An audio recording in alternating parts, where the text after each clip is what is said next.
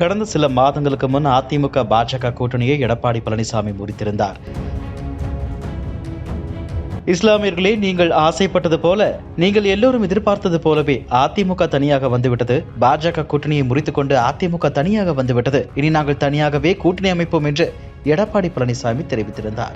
அப்போதே அவரின் பிளான் தமிழ்நாடு அரசியலில் பலருக்கும் தெரிந்துவிட்டது. இஸ்லாமியர்களை தங்கள் பக்கம் இழுக்க எடப்பாடி தீவிரமாக முயல்கிறாரோ, அதுதான் அவரின் திட்டமோ என்ற கேள்வி எழுந்தது. இந்த நிலையில்தான் சமீபத்தில் திருச்சி விமான நிலையம் உட்பட திருச்சியில் பல்வேறு திட்டங்களை தொடங்கி வைத்து பிரதமர் மோடி உரையாற்றினார். அதில் 2024ஆம் ஆண்டின் நான் பங்கேற்கும் முதல் பொது நிகழ்ச்சி தமிழ்நாடு முன்னேற்றத்திற்கு 20,000 கோடி ரூபாய் திட்டங்கள் தொடக்கம். எனது தமிழ் குடும்பமே முதலில் உங்கள் அனைவருக்கும் 2024 புத்தாண்டு நல்வாழ்த்துக்கள். 2023இல் மழை வெள்ளத்தால் தமிழ்நாட்டில் பலர் உயிரிழந்தனர். 2023இல் மழை வெள்ளத்தால் தமிழ்நாட்டில் பெரும் சேதம் ஏற்பட்டது.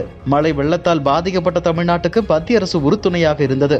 விஜயகாந்த் சில நாட்களுக்கு முன்னர் காலமானார். சினிமாவில் மட்டும் கேப்டன் விஜயகாந்த் அல்ல, அரசியலிலும் கேப்டன் விஜயகாந்த் மறைவுக்கு ஆழ்ந்த இரங்கலை தெரிவிக்கிறேன். பொருளாதார கலாச்சார வளர்ச்சியில் தமிழ்நாட்டின் பங்களிப்பு உள்ளது என்று திருச்சி பயணத்தில் மோடி பேசினார். தமிழ்நாடு வந்த பிரதமர் மோடியை அதிமுக பொதுச் செயலாளர் எடப்பாடி பழனிசாமி சந்திக்கவில்லை.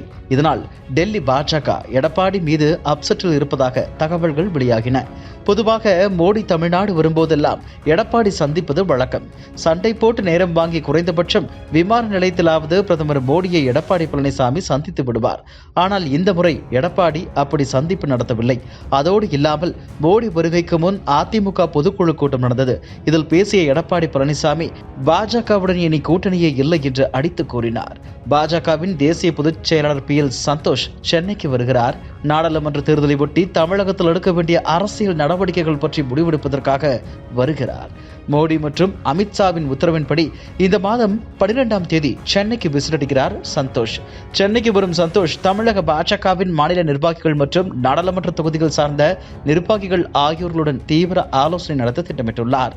அந்த ஆலோசனையில் பாஜக நிர்வாகிகளின் செயல்பாடுகள், வேட்பாளர்கள், கூட்டணி, வெற்றி வாய்ப்புள்ள தொகுதிகள் என பல்வேறு விஷயங்கள் பற்றி விவாதிக்க உள்ளார். தேர்தலை எதிர்கொள்ள தமிழக பாஜகவிற்கான செயல் திட்டம் குறித்த ஒரு ரிப்போர்ட்டை தேசிய தலைமை தயாரித்துள்ளதாக தகவல் வெளியாகியுள்ளது. அந்த அறிக்கையின்படி இந்த ஆலோசனை கூட்டத்தில் விவாதிக்க சந்தோஷ் திட்டமிட்டுள்ளதாக தமிழக பாஜகவினர் கூறுகிறார்கள். இதுபோன்ற செய்திகளை மேலும் தெரிந்து கொள்ள எங்களது யூடியூப், Facebook மற்றும் Twitter ஆப்களை சப்ஸ்கிரைப் செய்யவும்.